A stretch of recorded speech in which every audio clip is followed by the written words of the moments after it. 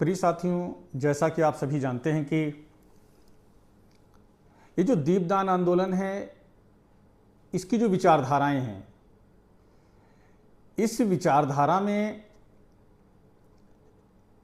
एक विचार आता है एकता पर्व का। क्यों जरूरत पड़ी हमें देश में एकता पर्व लाने की? एकता पर्व वैसे तो देश में सभी जातियां, समुदाय, धर्म सभी के अपने तीज त्यौहार और पर्व हैं, तो जरूरत क्या पड़ी? वास्तव में आदिकाल से भी सामाजिक, आर्थिक और राजनीतिक परिवर्तन होते रहे हैं, और जब हम व्यवस्था परिवर्तन की बात करते हैं तो व्यवस्था परिवर्तन भारत में ना हो तो ऐसा तो हो नहीं सकता है। हमें भारत को भी एक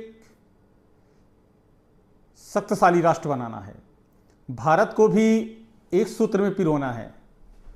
अब ऐसा नहीं होना चाहिए कि भारत के अंदर हिंदू खेलना है, मुस्लिम खेलना है, दलित खेलना है, सिख खेलना है, ईसाई खेलना है। इन्हीं राजनीतिक सोच ने तो भारत को तोड़ के रख दिया है। आज आज़ादी के इतने साल बाद भी हम विकसित और विकासशील इन दोनों के बीच में फंस के रह गए हैं। अब हिंदू चाहता है कि मैं आर्थिक प्रगति करूं, सामाजिक प्रगति करूं, मुस्लिम कहता है कि मैं आर्थिक सामाजिक प्रगति करूं, वंचित समुदाय कहता है कि मैं आर्थिक और सामाजिक प्रगति करूं। देखिए, वन नेशन वन आइडियोलॉजी, विश्व के जो भी देश आज शक्तिशाली हैं वहां पे एक राष्ट्र और एक विचारधारा ही उसके शक्तिशाली होने का आधार है।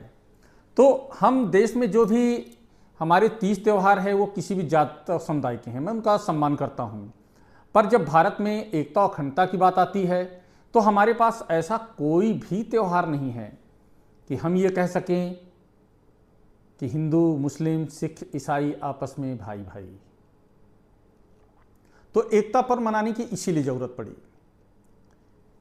हम रक्षाबंधन मनाते हैं, वो एक सामुदायिक त्यौहार है कि जहां एक बहन और भाई को रक्षा सूत्र बांधती है।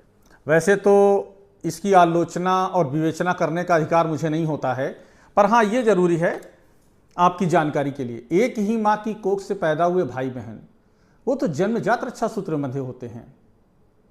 रिश्तों को रिन्यूअल करने की जरूरत नहीं होती है। हाँ, तो एकता पर्व की मैं बात कर रहा था। एकता पर्व क्यों जरूरी है इस राष्ट्र के लिए? एकता पर्व